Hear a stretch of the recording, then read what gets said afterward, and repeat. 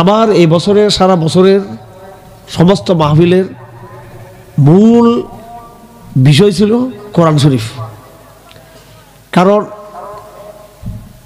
আজকের এই জমানার আরো ১৫০০ বছর পিছনে যদি আমরা যাই, পিছনে ফিরে থাকাই, তখন আমরা দেখব সেই সময় একটা জামানা ছিল যেটাকে আইয়ামে জাহেলিয়ত বলা হতো, বর্বরতার যুগ, জাহেলিয়তের জামানা। জাহেলিয়তের জামানা মানে যে ওই সময় মানুষ না খেয়ে মারা যেত, মানুষ শুধু খুনাখুনি করত, মানুষ শুধু অশিক্ষিত ছিল। আসলে সেটা না। জাহেলিয়ত মানে হলো মানুষ আল্লাহর সাথে শরীক করত, তারা শিরিক করত, এবং তাদের যে জীবন পদ্ধতি সেখানে দুনিয়াবি অনেক কিছু থাকলেও কিন্তু আল্লাহর আহকাম মতো তারা চলতো না। না হলে জাহেলিয়তের জামানার মানুষ কিন্তু শিক্ষিত ছিল, ব্যবসা বাণিজ্য ছিল, ধন সম্পদ ছিল, রাজত্ব ছিল, ক্ষমতা ছিল, শিক্ষিত মানুষ ছিল, সব ঠিক ছিল। দুনিয়াবি হিসেবে তাদের কোনো সমস্যা ছিল না, সব কিছু তাদের মধ্যে ছিল। কিন্তু আল্লাহ পাক সুবহানাহু ওয়া তাআলা সেই জামানাটাকে আখ্যায়িত করেছেন জাহেলিয়তের জামানা হিসেবে। অথচ তারা শিক্ষা দীক্ষা, পড়ালেখা, কৃষি, ব্যবসা কোনো কাজে তারা কিন্তু পিছিয়ে ছিল না। যেই কারণে তাদেরকে আল্লাহ পাক বলেছেন জাহেলিয়তের লোক। তার জাহেলিয়া একটা কারণ ছিল, সেটা ছিল তাদের মধ্যে ঈমান ছিল না, তাদের মধ্যে শিরিক ছিল। সেই শিরিক থেকে আল্লাহ পাক এই পুরো জাতিকে উদ্ধার করছেন এবং তাদেরকে কাফের থেকে সাহাবীতে রূপান্তরিত করছেন। যারা একসময় ছিল কাফের, বড় বড় একটা কাফের, এরা হয়ে গেল সবাই বড় বড় সাহাবী। কেমন হলো? এই যে কোরআন শরীফের মাধ্যমে। আমার ভাইয়েরা,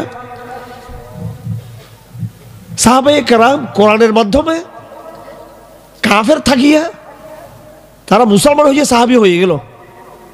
এরা ছিল কাফের, সাহাবায়ে কেরাম ছিল মুসলিম, সাহাবায়ে কেরাম ছিল মুশরিক। কিন্তু কোরআন আসিয়ে তাদেরকে মুসলমান বানাই ফেললো, তারা কোরআনকে ধারণ করলো। আর আমরা দুনিয়াতে আসছি মুসলমান হিসেবে,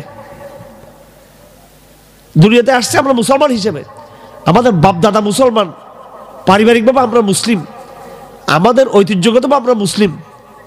আমরা মুসলিম হিসেবে এসেছি, কোরআন ছেড়ে দিয়েছি। কোরআন ছেড়ে দিয়ে আমরা দিন থেকে বিচ্যুত হয়ে আমরা হয়ে গেলাম মুশরিকদের মতো, আমরা হয়ে গেলাম মুনাফিকদের মতো, পুরো উল্টা পাল্টা হয়ে গেল। কোরআন মুশরিকরা হাতে নিয়েছে। মক্কার লোকরা মুশরিক ছিল, মদিনার লোকরা মুশরিক ছিল।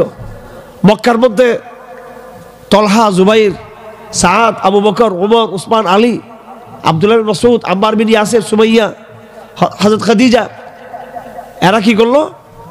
এরা সবাই, আর এদের মধ্যে এরা ছিলেন কুফরিতে, ছিলেন শিরিক করতেন, কুফরে ছিলেন। ওমর ইবনে খাত্তাব শুধু কাফের ছিলেন তা না, মুসলমানদেরকে 6 বছর পিটিয়েছেন তিনি। এত বড় তিনি কাফের ছিলেন হযরত ওমর রাদিয়াল্লাহু তাআলা। পরে কি করলেন? কোরআন আসলো, কোরআনকে বুঝলো। কোরআনে কারীমের একটা আয়াত, তাও একদিন পিটাতে গেছে ওনার বোনের জামাইকে, অনেক লম্বা কাহিনী, পিটাতে পিটাতে রক্তাক্ত করে ফেলছে। পরে খুলে দেখে কোরআন শরীফের আয়াত, আউযু বিল্লাহি মিনাশ শাইতানির রাজীম, তাহা মা আনজালনা আলাইকাল কুরআনা লিতাশকা ইল্লা তাযকিরাতাল লিমান ইয়াখশা তানজিলাম মিম্মান খালাকাল আরদা ওয়াস সামাওয়াতিল উলা আর রহমানু আলাল আরশি ইসতাওয়া। এইভাবে তিনি পড়লেন। পড়তে পড়তে তার মধ্যে একটা পরিবর্তন চলে আসলো। কোরআনকে ধারণ করিয়া কাফেররা বড় বড় সাহাবী হয়ে গেল, মুশরিকরা এক একজন বড় বড় সাহাবী হয়ে গেল কোরআনকে ধারণ করে, কোরআনকে নিজের মধ্যে নিয়ে। আর আমরা এই জমানায় মুসলমান হয়ে জন্ম হয়েছি, মুসলমান সমাজ, মুসলমান রাষ্ট্র, মুসলমান সোসাইটি, মুসলিম পরিবার, কোরআনকে ছেড়ে দিয়ে আমাদের এখন কি অবস্থা? আমরা কি মুসলমান অবস্থায় আছি? আমরা এখন কেউ বলেন আপনি? আমাদের শিক্ষা ব্যবস্থা,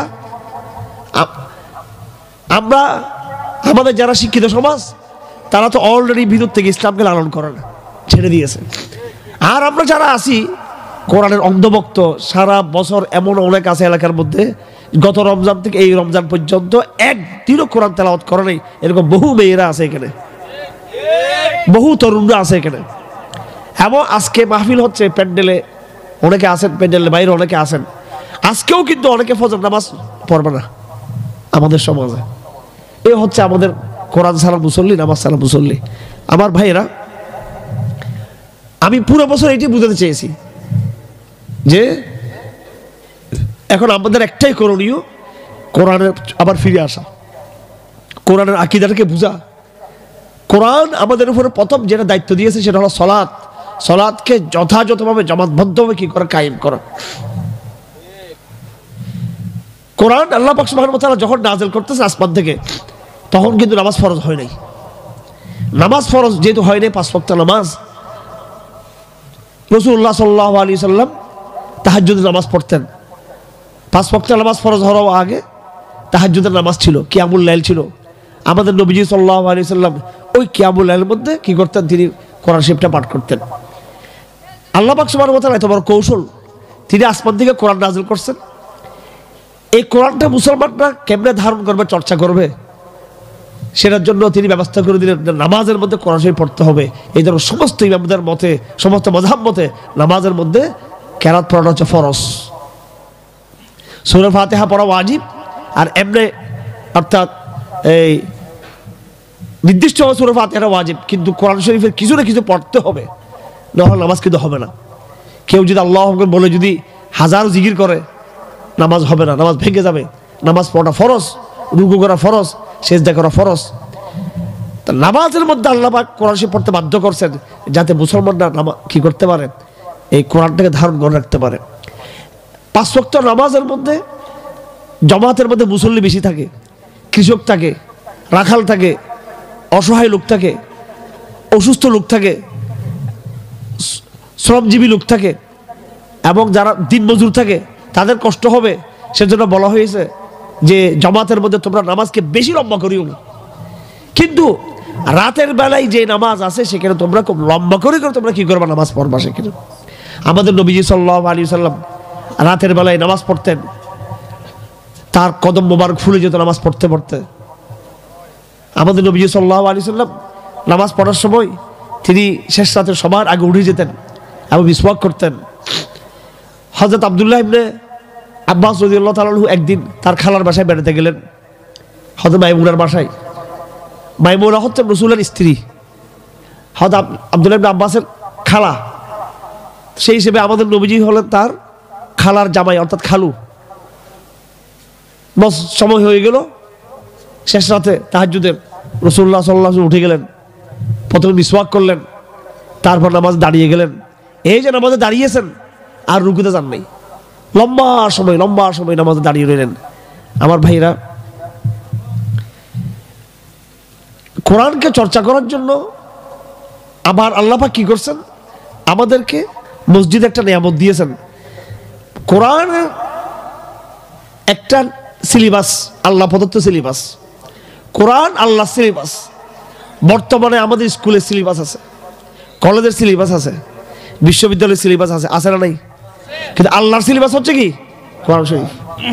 এই সিলেবাসের বই পড়ার জন্য আমরা কেউ প্রাইমারি স্কুলে যাই, কেউ হাই স্কুলে যাচ্ছি, কেউ কলেজে যাচ্ছি, কেউ আমরা বিশ্ববিদ্যালয়ে যাচ্ছি, কেউ মাদ্রাসা যাচ্ছি, কেউ এতিমখানে যাইতেছি আমরা সিলেবাসকে পড়ার জন্য। আর আল্লাহ পাক সুবহানাহু ওয়া তাআলা এই সিলেবাসকে আসমান থেকে নাযিল করেছেন এবং তার জন্য একটা বড় মাদ্রাসা বানিয়ে দিয়েছেন, সেটা হলো মসজিদ। কোরআন চর্চা হয় মসজিদের মধ্যে। আমরা স্কুলে ক্লাস করি, স্কুলে আমরা উস্তাদদের কাছে, আমরা শিক্ষকদের কাছে, আমরা টিচারদের কাছে আমরা ক্লাস নিই, হ্যাঁ, রুটিন থেকে ক্লাসের।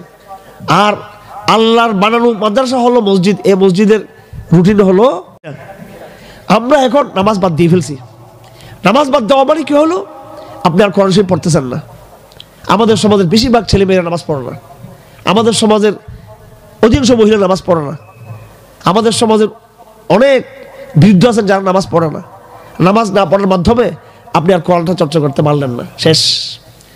নামাজ যখন ছেড়ে দিলেন, আপনি মসজিদ ছেড়ে দিলেন, নামাজও ছেড়ে দিলেন, মসজিদ ছেড়ে দিলেন, তা আপনি কোরআনটা ছেড়ে দিলেন। সুতরাং আর কোনো সম্পর্ক আছে নাই। এবার আসল কথা বলি, এই সাহাবায়ে কেরাম যাদের উপর কোরআন নাযিল হয়েছে, হুয়াল্লাযী বাআসা ফিল উম্মিয়িনা রাসূলাম মিনহুম ইয়াতলু আলাইহিম আয়াতিহি ওয়া ইউযাক্কিহিম ওয়া ইউআল্লিমুহুমুল কিতাবা ওয়াল হিকমাহ وَكَانُوا مِن قَبْلُ لَفِي ضَلَالٍ مُبِينٍ। আল্লাহ পাক এই কোরআনকে নাযিল করেছে সাহাবাদের উপরে। তারা উম্মি ছিল, আল্লাহ বলেন তারা উম্মি ছিল। এদেরকে রাসূলুল্লাহ সাল্লাল্লাহু আলাইহি ওয়াসাল্লাম কোরআন পড়ে পড়ে শোনাতেন, কোরআন পড়ে পড়ে শোনাতেন, কোরআন পড়ে পড়ে শোনাতেন, আর কিছু না, কোরআন পড়ে শোনাতেন। এই সাহাবে কেরাম কোরআন শুনতে শুনতে ঈমানের পথে তারা আসলো, ঈমানের পথে তারা আসলো, তাওহীদ তারা গ্রহণ করলো। এমন ঈমান তারা গ্রহণ করলো যে ঈমানের জন্য সাহাবে কেরাম জান দিয়ে ফেলছে, নিজের মাল দিয়ে ফেলছে, নিজের দেশ ত্যাগ করছে, হিজরত করছে। তারা এই কোরআন তাদেরকে এইভাবে পাগল বানিয়েছে, পাগল বানিয়েছে। সুতরাং আমার ভাইয়েরা, যেই কোরআনকে ধারণ করে সাহাবায়ে কেরাম এইভাবে নিজেদের মধ্যে ঈমানকে জাগিয়েছিলেন, বিগত ১,৫০০ বছর ইতিহাস দেখেন, ইসলামের দিকে আঙ্গুল তুলে দেখাতে পারছে কেউ? কেউ দেখাতে পারে নাই। কিন্তু আজকে ১০০ বছর হয়ে গেল, ২০০-২৫০ বছর হয়ে যাচ্ছে, এই যে আমাদের উপরে যে জুলুম, নির্যাতন, লাঞ্ছনা, বাঞ্ছনা চলতেছে আমাদের উপরে, এখান থেকে আমরা উদ্ধার হতে পারতেছি না, আমরা উদ্ধার হতে পারতেছি না। এটার একটাই কারণ, সেটা হলো আমরা কোরআনকে ছেড়ে দিয়েছি। দেখুন, আজকেও যদি কেউ যদি আমরা মসজিদগুলোতে যদি কোরআনের মেহনত শুরু করে সাহাবাদের মতো, ফজরের সময় আমরা ক্যাম্পেইন করে ডেকে দিব সবাইকে, সব সময় মসজিদে যদি কোরআন ভিত্তিক মেহনত হয়, কোরআনের মস্ক যদি হয়, কোরআন থেকে কিছু কিছু যদি তাহফিজ আমরা করি, কোরআনের মাস্টারমাসের যদি আমরা যদি আলোচনা করি, আর ওই মসজিদ থেকে শিখে শিখে আমরা যখন আমাদের মা বোনদেরকে শিখাবো, আস্তে আস্তে পুরো সমাজের সব শিক্ষিত সমাজ, অশিক্ষিত সমাজ সবাই যখন কোরআনকে ধরবে, এবং বিচারক সে চেয়ারে বসে চিন্তা করবে যে আমি কোরআন মতো শাসন করি, ব্যাংকার সে চিন্তা করবে আমি কোরআন মতো আমি অর্থনীতি চালাই, ব্যবসায়ী চিন্তা করবে যে আমি কোরআন মতো ব্যবসা পরিচালনা করি, চেয়ারম্যান চিন্তা করবে আমি আমার কোরআন মতো আমি করি এইভাবে শাসন। তাহলে এই দুনিয়াতে যে কোরআনিক সমাজ রাষ্ট্র কায়েম হবে, কেউ কি আমাদেরকে ঠেকাতে পারবে? আর এই কোরআনে কিসের কথা আছে? যুদ্ধের কথা আছে। ও আইদু লাহুম মাসতাতা'তুম মিন কুওয়া ওয়া মিন রিবাতিল খাইল। বর্তমানে মুসলিম বিশ্বকে কেউ পাত্তাও দেয় না, গণও না। যারা বলে কোরআন কোরআন কোরআন করলে, মসজিদ করলে পেটে ভাত জোগাড় হবে না, কোরআনে তো সব কিছু আছে। কোরআন শরীফে পেটের কথা আছে না নাই? ব্যবসার কথা আছে না নাই? ব্যবসা করতে বলছে কিনা? রিজালুল্লাহ তুলহিহিম তিজারাতুন ওয়ালা বাইউন আন যিকরিল্লাহ। সাহাবায়ে কেরাম কোরআন ধারণ করার পরে, কোরআনের হাফেজ হওয়ার পরে তারা কি কেউ ব্যবসা বন্ধ করছিল? কেউ? এবং যাকাতের কথা আছে। কোরআনিক সমাজ যখন প্রতিষ্ঠা হয়ে যাবে, প্রত্যেকটা মানুষ ধনী লোক তখন গরিবদেরকে যাকাত দেওয়াকে সে নিজেকে বাধ্য মনে করবে, আর সমস্ত ধনী যখন দেশের মধ্যে যাকাত দিবে, সব ধনীরা, তখন গরিব আর থাকবে? সুতরাং আর্থিকভাবে আমরা সমৃদ্ধ হতে পারবো। আমেরিকা থেকে, চীন থেকে, ভারত থেকে সাহায্য নেওয়ার দরকার আছে নি? আর আছে? আমরা আমাদের অর্থ দিয়ে সমৃদ্ধ হয়ে যাব। আসেন এবার, তাদের কাছে অস্ত্র আছে। কোরআন কারীমে আল্লাহ বলছেন ওয়াইদু লাহুম মাসতাতা'তুম মিন কুওয়া ওয়া মিন রিবাতিল খাইল তুরহিবুনা বিহি আদুওয়াল্লাহি ওয়া আদুওয়াকুম। তোমরা যুদ্ধের জন্য সর্বাত্মক প্রস্তুতি গ্রহণ করো, এমন প্রস্তুতি যেটা দিয়ে তোমরা তোমাদের শত্রুদেরকে ভয় লাগাবা। আল্লাহ রাসূল বলেন সে প্রস্তুতি কি, সে কুওয়াত কি?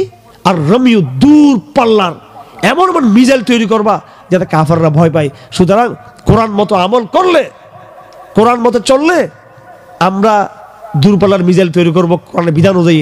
কাফের ভয় পাবে কিনা আমাদেরকে? কোরআন মতো শাসন যদি চলে, এরা বলে মৌলবাদী জঙ্গিবাদী রাষ্ট্র হয়ে যাবে, তালেবান রাষ্ট্র হয়ে যাবে। যারা বলবে তারা কাফের হয়ে যাবে, কথা যে বলবে নাউজুবিল্লাহ। মুজাহিদকে যে জঙ্গি বলবে সে বেঈমান, সে মুসলমান না। কোরআন মতো শাসন করবেন, একটা চোরের হাত কাটা যাবে। কয়টা চোরের?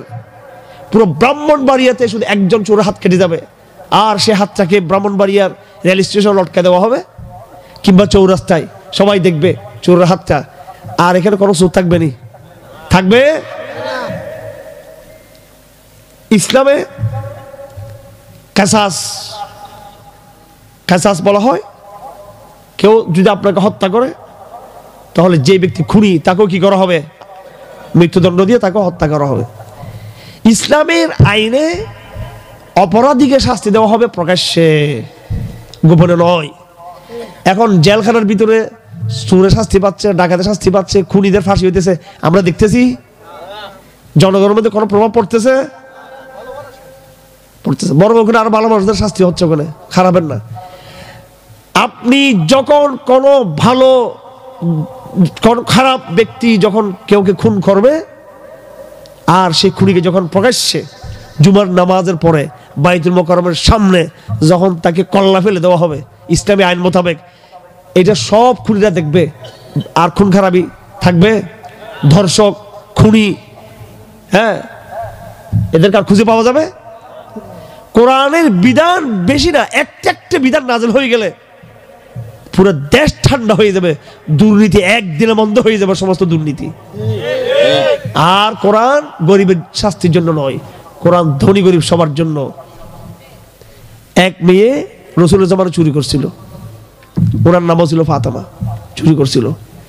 এখন সম্ভ্রান্ত পরিবারের মেয়ে, বড় লোকের মেয়ে, সবাই আসছে রাসূলের কাছে সুপারিশ করার জন্য যে তার শাস্তি করিয়েন না, তার হাতকে, এত সুন্দর মেয়ে, তার হাতটা কেটে যাবে, হ্যাঁ, তার পরিবার আছে, এটা আছে সেটা আছে। রাসূলুল্লাহ বজ্রকণ্ঠে বললেন চিৎকার দিয়ে, খবরদার, যদি ফাতেমা বিনতে মুহাম্মদের মেয়ে ফাতেমা যদি চুরি করে, তার হাত আমি কেটে ফেলবো। তো দেখেন, সেই মদিনাতে এমন রাষ্ট্র প্রতিষ্ঠা হয়েছে, শুধু মদিনাতে নয়, খেলাফত রাশেদের পরে বনু উমাইয়া, বনু আব্বাস, ইসলামের হাজার শত বছর আমলে চুরি, ডাকাতি, জানা, রাহজান, চুরি, এগুলো কিচ্ছু ছিল না। আপনি যখন প্রকাশ্যে কোরআনের আয়াত মতো, হুকুম মতো বেবিচারীকে 100 দুর্রা যখন লাগাবেন, ঠাস ঠাস যখন দুর্রা পড়বে বেবিচারীর উপরে, সমাজে আর মেয়েদের দিকে কেউ তাকাতে পারবে? ইফটিজিং থাকবে, দর্শন থাকবে। আর এই সমাজ এত তাগুতের আইন, এত কিছু এখানে, অথচ এখানে বহাল আছে দর্শন। দিন দিন বাড়তেছে নাকি কমতেছে? দুর্নীতি বাড়তেছে না কমতেছে? চুরি বাড়তেছে না কমতেছে? কোন দিক থেকে আছে? কোরআন ছেড়ে আমরা সবটা হারাইছি, আমরা সবটা হারাইছি। সুতরাং এই রমজানে আমাদেরকে প্রতিজ্ঞা নিতে হবে যে আমরা আবার সাহাবাদের মতো কোরআনের দিকে ফিরে আসবো আমরা, ইনশাআল্লাহ আজিজ। কিয়ামতের দিন আল্লাহ পাক বলেন, যারা কোরআন মতো চলে নাই, কি হাসর হবে তাদের কিয়ামতের দিন? আল্লাহ পাক বলেন তারা অন্ধ থাকবে তারা। আল্লাহ পাক বলেন লিমা হাসারতানি আমা, সে বলবে, হে আল্লাহ, আমাকে অন্ধ কেন বানিয়েছো? আল্লাহ পাক বলেন ক্বালা কাযালিকা আতাতকা আয়াতি ফানাসিতাহা ফাকাযালিকাল ইয়াওমা তুনসা। দুনিয়াতে এক সময় তোমার উপরে কি আসছিল? কোরআন এসেছিল, মনে করে দেওয়া হয়েছিল, তুমি সেটা পাত্তা দাও নাই, আজকে আমি তোমাকে বলে যাচ্ছি। আল্লাহ পাক বলেন যারা দুনিয়াতে কোরআনকে পাত্তা দেয় না, এদের কি অবস্থা হবে? ওয়া ইয়াওমা ইয়াআদ্দুয যালিমু আলা ইয়াদাইহি ইয়াকুলু ইয়া লাইতানি ইত্তাখাযতু মা'আর রাসূলি সাবিলা ইয়া ওয়াইলাতা লাইতানি লাম আত্তাখিয ফুলানান খলিলা লাকাদ আযাল্লানি আনিয যিকরি বা'দা ইয জাআনি ওয়া কানা আশ-শাইতানু লিল ইনসানি খাযুলা। ويوم يعض الظالم على يديه يقول يا ليتني اتخذت مع الرسول سبيلا।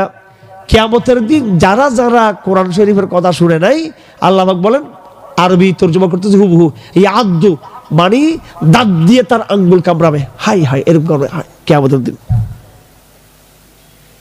এবং সে বলবে, হাই, কেন আমি রাসূলের কথা শুনি নাই?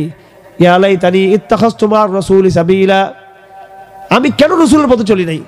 ইয়া ওয়াইলাতা লাইতানি লাম আত্তাখিয ফুলানান খলিলা, হাই হাই, আমি কেন অমুক বন্ধু তমুক বন্ধুর ফাঁদে আমি পড়েছিলাম। ফ্যান বন্ধুদের তালা তালায়, এই যে মোবাইল, এই শয়তানের খবিস যন্ত্র, এটা একটা নাপাক যন্ত্র। এটা এটা এটা হচ্ছে টয়লেটে আমরা যে যাই না, টয়লেটে, এটা টয়লেটের মতো, এটা জোর ততক্ষণ পর্যন্ত এটা, এই মোবাইলটা আমাদের পকেটে কিয়ামতের দিন আমরা বলবে, যারা এরকম বন্ধু বান্ধব, ফ্রেন্ড না এবং প্রেমিকা ইত্যাদি ইত্যাদি পড়েছিলাম, ইয়া ওয়াইলাতা লাইতানি লাম আত্তাখিয ফুলানান খলিলা, হাই, আমি যদি তাকে বন্ধু না বানাইতাম। বেশিরভাগ বর্তমান তরুণরা নষ্ট হচ্ছে তাদের বন্ধুত্বের কারণে, বন্ধুর ফাঁদে পড়ে বেশিরভাগ এরা। ওয়াকাল আর রাসূল, এবং রাসূল দাঁড়িয়ে যাবেন কিয়ামতের দিন, আল্লাহর কাছে বিচার দিবে, হে রব, আমি তো আমার জাতির কাছে কোরআন নিয়ে আসছিলাম। ওয়াকাল আর রাসূল ইয়া রব ইন্না কওমি ইত্তাখাযু হাযাল কুরআনা মাহজুরা, হে রব, আমি তো কোরআন আনছিলাম, কিন্তু আমার কওম কোরআনটাকে শুনে নাই, তারা কোরআনটাকে প্রত্যাখ্যান করে দিয়েছে। আমার ভাইয়েরা, আমাদের দিল নরম হচ্ছে না আমাদের। আল্লাহ পাক বলেন, আল্লাহু নাযালা আহসানাল হাদিস কিতাবাম মুতাশাবিহা মাসানিয়া তাকশাইরু মিনহু জুলুদুল লাযিনা ইয়াখশাউন। এত চমৎকার কিতাব আল্লাহ পাক বলেন, এক আয়াতের সাথে আরেক আয়াতের মিল রয়েছে এবং বারবার এই কথা ঘুরে ফিরে আসে। তাকশাইরু মিনহু জুলুদুল লাযিনা ইয়াখশাউন রাব্বাহুম, আল্লাহকে যারা ভয় করে তাদের চামড়া কেঁপে ওঠে, থরথর করে কেঁপে ওঠে। সুম্মা তালিনু জুলুদুহুম ওয়া কুলুবুহুম ইলা যিকরিল্লাহ, তাদের অন্তর, তাদের কলিজা, তাদের চামড়া আল্লাহর দিকে তার ধাবিত হয়ে পড়ে কোরআনের এক একটা আয়াত শোনার পরে। আল্লাহ পাক বলেন, লাউ আনজালনা হাযাল কুরআন আলা জাবালিন লারাআইতাহু খাশিআন মুতাসাদ্দিআন মিন খাশিয়াতিল্লাহ। এই কোরআন যদি মানুষকে নাযিল না করে, আমি যদি পাহাড়কে নাযিল করতাম, পাহাড় চিৎকার দিয়ে, পাহাড় থসথস, পাহাড় বিলয় হয়ে যেত, পাহাড় মুতাসাদ্দিআন, পাহাড় ফেটে যেত, পাহাড় আল্লাহর ভয়ে, মিন খাশিয়াতিল্লাহ, আল্লাহর ভয়ে। পাহাড় কেঁপে উঠতো, পাহাড় ফাটল ধরে যেত, পাহাড় বিনয়ী হয়ে যেত, পাহাড়। আল্লাহ বলেন, যদি আমি পাহাড়কে নাযিল করতাম। কোরআন শরীফের আয়াত এগুলো আল্লাহ বলতেছেন। এবং আল্লাহ বলেন, ইন্না আরাদনাল আমানাতা আলাস সামাওয়াতি ওয়াল আরদি ওয়াল জিবাল, মানুষকে কোরআন দেওয়ার আগে আমি আসমানকে বলেছিলাম, তোরা কোরআনটা নে, আমার ইবাদত কর কোরআনটা নিয়ে। পাহাড়কে বলছিলাম, আসমানকে বলছিলাম, জমিনকে বলছিলাম, ফাবাইনা ইয়াহমিলনাহা, কেউ বলছে বা আই আল্লাহ আমরা এই আমানত নিতে পারবো না, এটা অনেক বড়, এমনি তোমার ইবাদত করবো কিন্তু এই দায়িত্ব আমরা নিতে পারবো না। ওয়া আশফাকনা মিনহা, তারা ভয় পেয়ে গেল। ওয়া হামালাহাল ইনসান, এই আমানতটা কে নিল? মানুষ নিল, বহন করলো। ইন্নাহু কানা যালুমান জাহুলা, আল্লাহ পাক বলেন মানুষ জালেম, বিয়াদব, জাহেল। তারা কোরআনকে নিয়ে কোরআনের সাথে বিশ্বাসঘাতকতা করেছে। আপনি বাদশার দরবারে এসে যদি বেয়াদবি করেন, সেটা মানাবে না, না আসতে একটা কথা ছিল। কোরআন তো আপনি নিয়ে ফেলছেন, এখন কি করবেন? এরপর কোরআন ছেড়ে দিয়েছেন, আল্লাহ এটা কখনো বরদাস্ত করবেন আল্লাহ পাক। এই জন্য মুনাফিকদের শাস্তি কিয়ামতের দিন কাফেরদের চেয়ে ভয়ঙ্কর। কাফেররা যে শাস্তি পাবে, ওই সমস্ত মুসলমানরা যারা মুসলমানদের ঘরে জন্ম নিয়েও কোরআনকে পাত্তা দিচ্ছে না, তাদের শাস্তি হবে কাফেরদের চেয়ে আর ভয়ঙ্কর। ইন্নাল মুনাফিকিনা ফি দারকিল আসফালি মিনান নার, মুনাফিকরা হবে জাহান্নামের একবার নিকৃষ্ট জায়গার মধ্যে। এই জন্য যারা আধুনিক শিক্ষায় শিক্ষিত, সেকুলারিজমকে বিশ্বাস করে, ধর্ম যার যার উৎসব সভা নানান রকমের এই সমস্ত মতামত বলে, এগুলোর আল্লাহ মারবে যে হিন্দুর চেয়ে মায়ের বেশি খাবে এই সমস্ত প্রগতিশীল মুসলমানরা, বৌদ্ধর চেয়ে মায়ের বেশি খাবে, খ্রিস্টানদের চেয়ে মায়ের বেশি খাবে এই সমস্ত মুনাফিক মুসলমানরা। আমরাও তো তাদের কাতারে আমরা রয়েছি, কোরআন পড়ি না আমরা। অনেক বড় ভয়ঙ্কর ব্যাপার, কোরআন এবং রমজান দুটো ভয়ঙ্কর।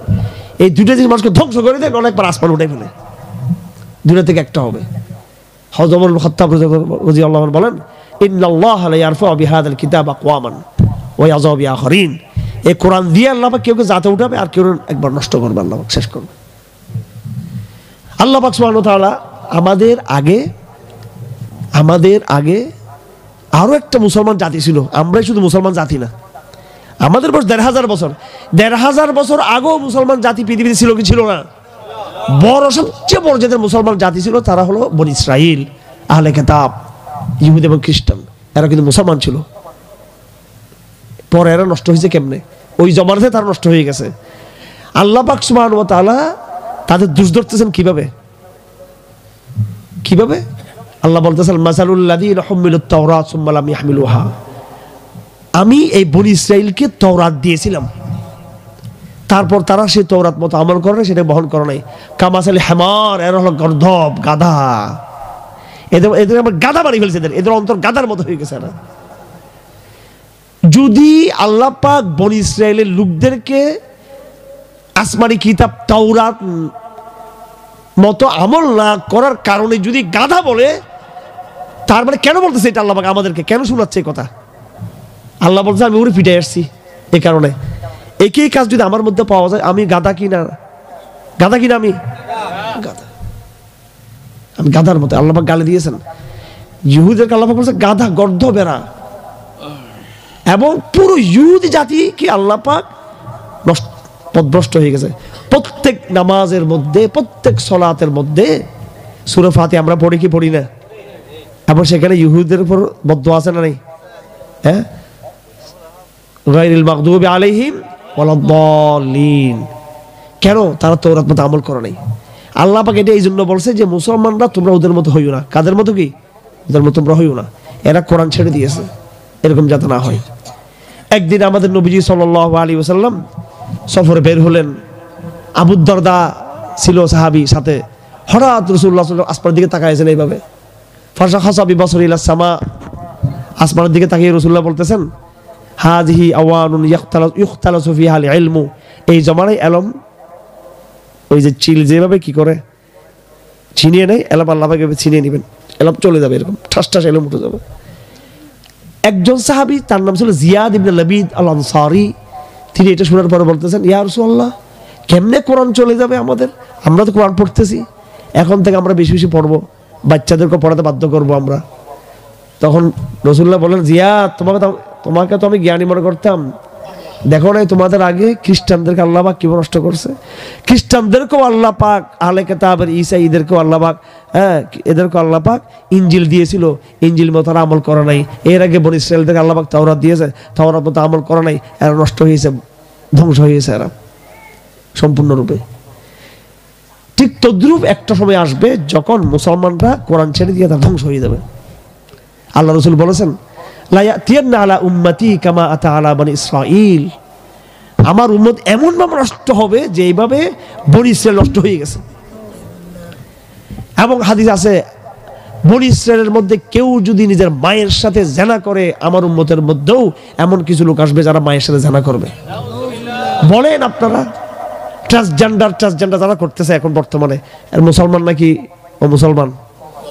হ্যাঁ, যারা বলে উৎসব সবার ধর্ম যার, মুসলমান না মুসলমান, এই সামনে বৈশাখ আসতেছে, হ্যাঁ ঈদের পর এই বৈশাখে যত রকমের নষ্টামি করবে, মুসলমান ন মুসলমান। আর কি বলতাম, আর কত কিছু, ফ্রি মিক্সিং, পর্দা নাই, বেহাইয়াপনা, বেলাল্লাপনা, হ্যাঁ বেলাল্লাপনা, বেহাইয়াপনা, হ্যাঁ স্পর্ধা, কোন কি বলতাম আর, ভালো বিমানে করে আসলে, ভালো কোনো কেবিনে আসলে, ভালো কোনো আসলে বেপর্দা মেয়েদের ধাক্কায় আমরা হুজুরা পর্যন্ত আমরা কিসকে যেত আমাদের।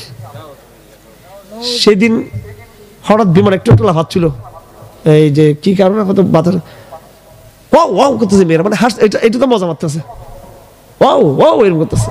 এর ভিতরে আল্লাহ যখন ঠান মারবে এক সময়, ওইটা আর ওয়াও ওয়াও কিন্তু তখন ওয়াও হয়ে যাবে একসাথে।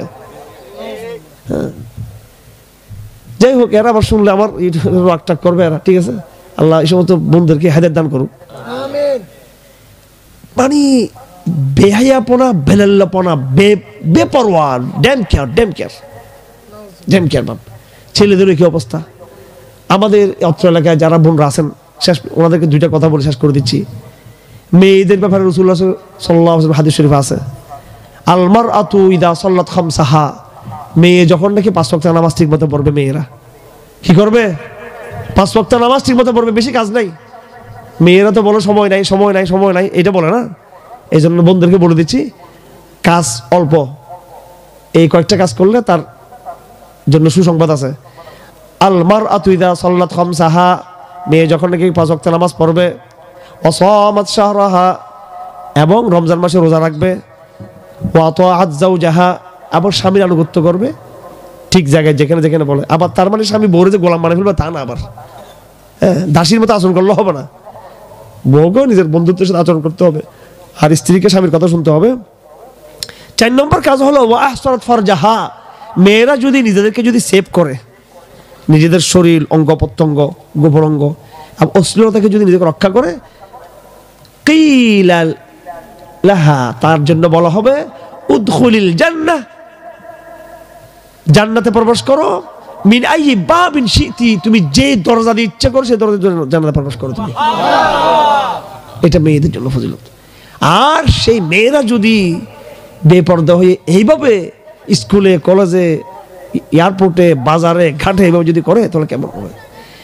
আমার ভাইয়েরা, রমজানে কেউ কোনো মার্কেটিং বেশি করবেন না, সবে কদর ঈদের আগে। রমজানের যত শেষ দিকে হবে তত ফজিলত বেশি, মহত্ব বেশি। মার্কেটিং যা করবেন আগে ভাগে করে ফেলবেন, ঠিক আছে? রমজানের দিনের চেয়ে রাতের গুরুত্ব বেশি, কিন্তু রাতে বেশি আল্লাহর রহমত নাযিল হয় রমজানে। মার্কেটে সময় নষ্ট করবেন না। যারা রমজান আমরা ফুজুল গল্প করব, হাদিস শরীফে আছে, কেউ যদি তোমাকে ঝগড়া করলে তুমি বলো ফালিয়াকুল ইন্নী ইমরাউন সাইমুন আমি রোজা রাখছি, আমি তোমার সাথে কি ঝগড়া করতে পারবো না। হযরত জাকারিয়া আর ইয়াহইয়ার কথা কোরআন শরীফে দেখবেন। হ্যাঁ, মারিয়াম আলাইহিস সালামের যখন সন্তান হয়ে গেল স্বামী ছাড়া, আল্লাহর কুদরতে জিবরাইল আলাইহিস সালাম ফুৎকারে যখন সন্তান হয়ে গেল, হ্যাঁ, এটা দেখে জাকারিয়া বললেন আমারও তো ইয়ে দরকার। আল্লাহ বলছে তুমি 3 দিন রোজা রাখো। 3 দিন কি করো? বলে রোজা রাখবো, তো আমার কাজ কি? ক্বালা আল্লাহ তুকাল্লিমান নাস সালাসা, 3 রাত 3 দিন কারোর সাথে কোনো কথা বলতে পারবে না, চুপচাপ থাকবা। হ্যাঁ, তাহলে রোজা রাখার সাথে চুপ থাকাটা কি? এটাও জরুরি কাজ। আল্লাহ পাক সুবহানাহু ওয়া তাআলা এই রোজার উসিলাই এবং রোজার মধ্যে তিনি ঝগড়া করেন নাই, কথা বলেন নাই, চুপচাপ ছিলেন, এই উসিলা আল্লাহ পাক তাকে ইয়াহইয়ার মধ্যে সন্তান দান করেছেন। আছে না নাই? এই জন্য আমরা মনে করতেছি রোজা রাখলে কি হবে, একটা ঠিক মতো রমজান রাখেন আপনারা, দিনের বেলা রোজা রাখবেন, একদম মুখ টুক বন্ধ রাখবেন, চাপাবাজি গল্প একদম কম কথা বলবেন, একটা মাস কম কথা বলবেন, মোবাইল চালাবেন না, কোরআন শরীফ বেশি পড়বেন, রাতের বেলায় যতটুকু সম্ভব তারাবি পড়বেন, জিকির করবেন, হ্যাঁ, আমলে থাকবেন, ইস্তেগফারে থাকবেন। কোরআন বুঝেন না বুঝেন, কোরআন যদি ভালো মতো কেউ পড়ে তার সব তো মা'আস সাফারাতিল কিরামিল বারারা, তার তো অনেক মর্যাদা। আর যে ব্যক্তি কোরআন পড়তে পারে না, ওয়াল্লাযী ইউতাআতিউ, যে ব্যক্তি আটকে যায় পড়ার সময় পড়তে পারে না, আল্লাহ রাসূল বলেন ফালাহু আজরান, তার 2 সওয়াব। সুতরাং সমস্যা নেই তো, কৃষকের সমস্যা নাই, ঠেলা গাড়ির ড্রাইভারের সমস্যা নাই, হ্যাঁ, দিনমজুরের সমস্যা নাই, ব্যবসায়ীর সমস্যা নাই, স্কুলের ছেলের সমস্যা নাই, আমার মা বোন যারা অশিক্ষিতদের সমস্যা নাই।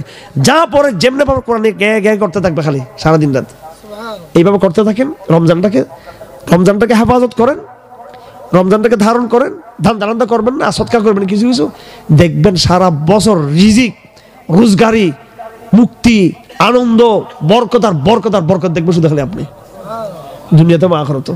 আল্লাহ যদি নবীদেরকে দেয় আপনাদেরকে দিবে। রমজান থেকে ঘুরে যাব, আমরা প্রতিজ্ঞা করি আমরা সবাই সাহাবী হব ইনশাআল্লাহ। এবং এটা নিজেকে ঠিক করার কথা বলতেছি। এরপরে তো আমি আগেই বলছি চূড়ান্ত পর্যায়ে এই কোরআনকে শপথ নিব, এমনভাবে বুঝবো আমরা রমজানে যেন এই কোরআনকে দিয়ে আমরা একটা ইসলামী রাষ্ট্র প্রতিষ্ঠা করতে পারি। আমরা এই কোরআনকে নিয়ে আমরা শুধু রাষ্ট্র প্রতিষ্ঠা না, সমাজ না, এমন এক মুজাহিদ তৈরি করবো আমরা যারা ইনশাআল্লাহ আগামী দিনে বাইতুল মুকাদ্দাসকে যারা মুক্ত করতে পারবে, যারা কোরআন ওয়ালা প্রজন্ম যারা তারা পারবে আবার বাইতুল মুকাদ্দাসকে মুক্ত করা, পুরো হিন্দুস্তানকে মুক্ত করতে পারবো ইনশাআল্লাহ যদি আমরা কোরআনে চলে আসি।